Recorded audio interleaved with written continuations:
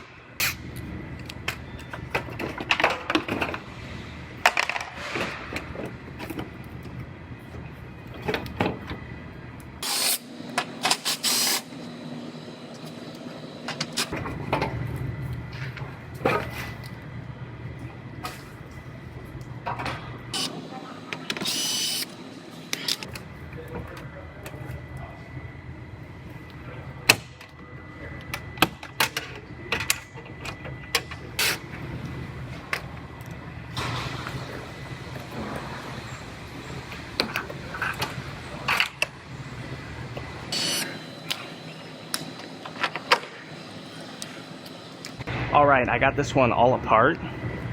So this one is going to get a new fender.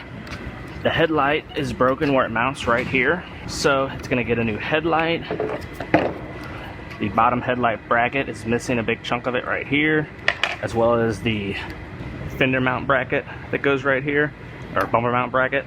And this light goes like this, and the plug is busted on that. We're gonna have to find a pigtail, the plug for it as well, which is busted. And then it has a minor repair on the bumper cover right here. However, this bumper has other damage on it. It's been hit on this side, and it has spider cracks in the paint going all the way across the whole front of this bumper. So we're gonna have a conversation with the customer and find out what they wanna do, because the insurance company will only pay for the damage directly related to the accident. All of this damage was from a different accident, so we can offer the customer the option to pay the difference to get a new bumper cover if they would like to. That way we aren't painting over this other damage that's on it. So I'm going to get with our estimator now and have them write all this up, and we will go from there, get the parts ordered, and talk to the customer. So this one just came out of our paint booth. They got it all painted, so I'm gonna go ahead and start putting it back together.